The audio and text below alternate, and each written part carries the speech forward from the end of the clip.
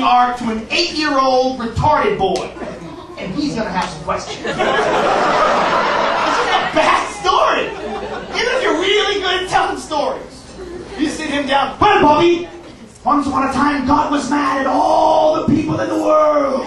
Instead of telling them what they were doing wrong and offering guidance, he decided to go ahead and drown everyone.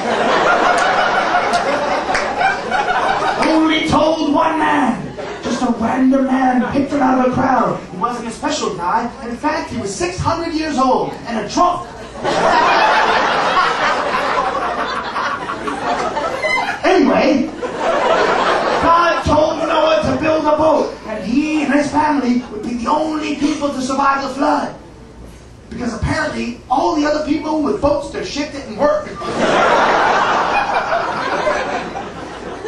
Anyway, God got 2 of each animal to come to Noah on foot from all over the world. And they willingly boarded the boat and got into cages. They sailed away for 40 days and 40 nights, and civilization began anew. 8-year-old retarded boy's gonna go.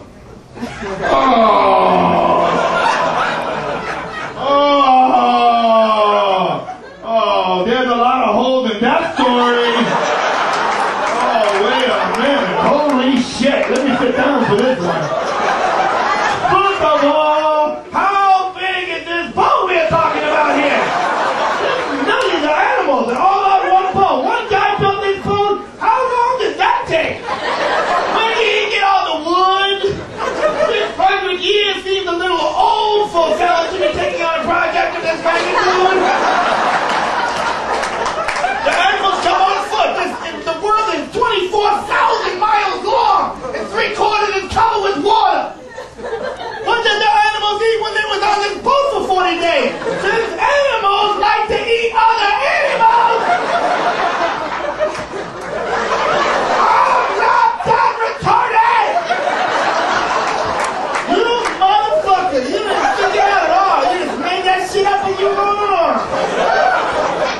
All people come from Noah, Noah's a white guy. Where the fuck do all the black people come from? What exactly did they eat once they got off the boat? You fucking asshole, you didn't plan this at all. He's a retard, let's just wing it.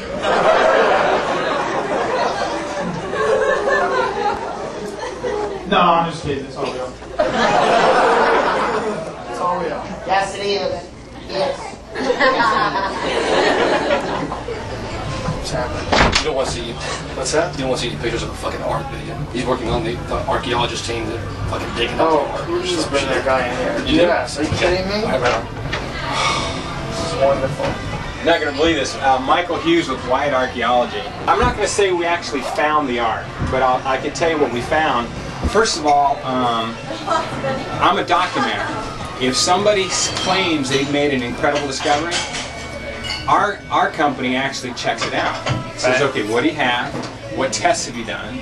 And then checks it out. So let's say you found a sword or something from Solomon. Okay. And you spent your life looking for it. Well, just because you just dug it up last week doesn't mean anybody's going to believe that. Right. So an archaeologist will actually look for a documenter that'll, check it out and say, okay. And we actually fund expeditions to back up what somebody claims. I'm going to tell you, the shots I'll show you will kind of blow your mind. But our job's not to say what it is. Right. Our job's just confirm what they found. So I think So you really believe? I'm confused though. Do you really believe that it's Noah's Ark? All right. Well, let me tell you. Let me tell you what about. Okay. First of all, they did find a boat-shaped object in the mountains of Ararat that's 515 feet long. That should be enough for all the animals. About 515 feet? Yeah. For about 100 million species? That seems about right. Well, I don't know. Okay, it's about 515 As long as they keep the hippos off. Yeah. Can you even get 2 hippos on a 500-foot boat? Anyway, if you saw the shots, how many, just the things that were found, it's a cool thing. At the very least, you might be able to use some more material. Isn't it possible that maybe it's just a boat? Yeah, it could be. Well, why would anybody assume that that boat would make there would be any connection in history to a crazy story about a dude who got all the animals to come on his boat because God talked to him, told him it was going to rain, and he was going to drown everybody because everybody wasn't paying attention. Just think about all that stuff. I think it makes sense. How could that be Noah's Ark? It's just wood. No. You don't actually have wood there anymore. Well, whatever it is, even if it's a boat, even if it was a solid boat, it's still just a boat. The thing. Unless you found like camel shit right next to rhino shit. Well, actually, we do have samples of that. You have camel shit? We've actually taken core samples and found different species of animals of remains. We've got 12 anchors. We've got 12 anchors again should be about enough for hundreds of millions of species of animals. There was probably more than that, but about 12 anchors. What do you do when you find this on a 6,000-foot peak in the hills? But at the very least, I could just show you what they found. Well, without a doubt, this Earth has over the last thousands and thousands of years has gone through some pretty huge cataclysmic events. Oh, yeah. I mean, they know for a fact that at one point in time, where Montana is right now, that's where all the megalodons were. The fine megalodon fossils, that gigantic shark, those huge teeth, they find them in the mountains of Montana.